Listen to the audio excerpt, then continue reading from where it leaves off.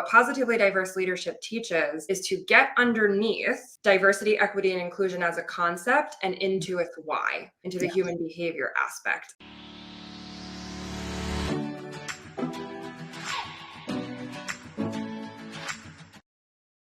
I love our positively diverse modeling.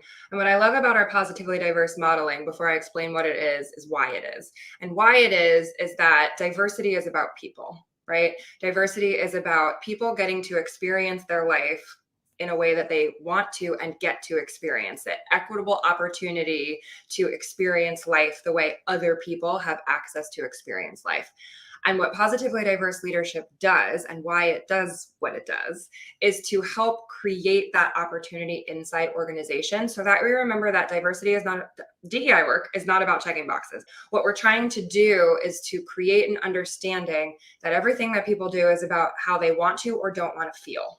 And everybody should have access to making decisions in their organizations that allow them to move from that place of empowerment and equitable opportunity.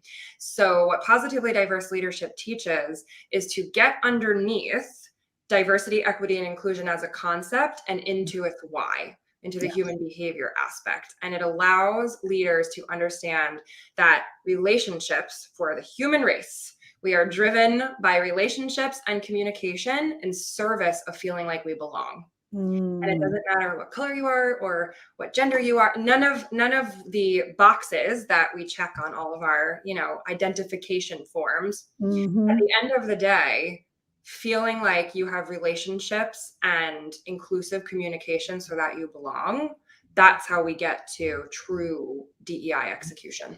Yes. Oh my God. I love it because when we go into organizations and we talk about this, people are like, wow, why didn't we think of this? And I mean, what's interesting is that we've got pushback before in organizations about using the psychological, modeling that we use, right? Like me and you are both are nerds when it comes to psychology, right? I have a PhD in positive psychology and business coaching, and you have a almost PhD in this, stuff as well, right? And so we nerd out, but it's really at the end of the day about human behavior. Like, what is it? How do we show up and in a space, even just from a human standpoint? How do we treat other people? How do we talk to other people like they have dignity and respect? Because that's what we all want. And so when we show up like this and we teach this, sometimes people seem like they heard it for the first time, but they inherently know it because they have these intrinsic values and these intrinsic strengths about themselves that can carry them forward. I love our work on unconscious bias because it allows people to explore their stories in a safe environment without feeling judged, without feeling guilty. And as a white person, I'll bring it back to me again and say, being able to look at my unconscious bias and the stories that either from society that I've learned, wherever they've come from, be able to kind of take them out of my brain and observe them and go, wait a minute, the story that I've been told about, let's use locks, and what that means about the person who has them. Do I even want that story anymore? Does that story feel like it fits me? Am I only living in that story because I've heard it so many times? And I love re-empowering people to look at their brain and go, hey, guess what? You actually get to choose your thoughts. Yeah. You actually get to choose the story that you tell about that person that's sitting across from you. You can decide right now, I no longer believe that locks are unprofessional. Yeah. I'm going to choose to find something else that's interesting about this person. Maybe it's the way that they talk about this topic I care about. Maybe it's their education. Maybe it's their character. What are they really great at? Because hair's fantastic. I love hair, but it has nothing to do with how good you are at anything, nor is it the most interesting part about who somebody really is. Yeah. Yeah. No, I love that because that's what we teach. You get to choose, right? Because every last person in this world has strengths. And so we teach you that you can operate from a place of strength that best suits you to show up around issues like this. And that brings me back to even curiosity. Like we talk about everything starts with curiosity and it ends with curiosity, right? Like that is like the start and the impetus of everything when it comes to DE&I. And I love it because I think that if people could show up to spaces just more curious, because leaders, right? Us leaders have a tendency, not all leaders have a love of learning as their first, their first strength, right? But a lot of leaders that we meet can show up thinking they already know. Right? We already know. I don't need to know that. Like every time I tell my daughter something new, oh, I know. Mackenzie, how you know?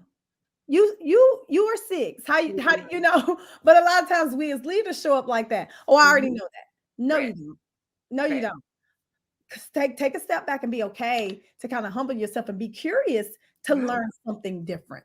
Yeah. And I think that's what makes our approach so unique is we don't do deficit modeling. And again, not because we're avoiding what's wrong, but because deficit modeling, why do we need to feel worse about what we already feel bad about? Then we got to dig ourselves out of the hole to climb the mountain. That seems Exactly. very unhelpful. So what I love about our modeling is it's a beautiful balance of accountability and responsibility and ownership.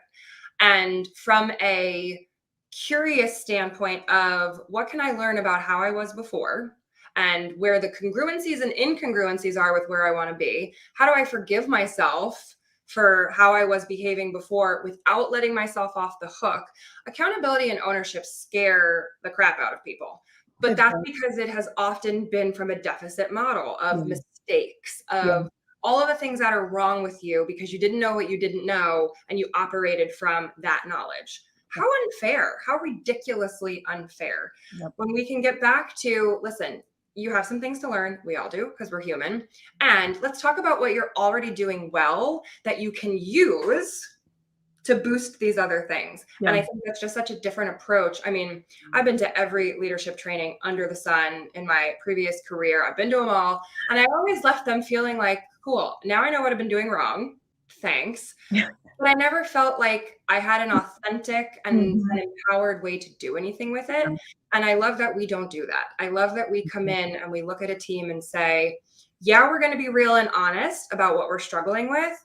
And we're going to forgive past selves for bad behaviors. We're going to agree to forgive each other for Yes. bad behaviors because we're going to come together to say this goal of an organization that has a sense of belonging, an organization that knows how to communicate before things get to where they are, an organization that builds empowered agreements for how do you give someone feedback if they've said the wrong thing? How do you, right? All of the hows, they really create an empowered landscape for inclusive communication because safety changes the game.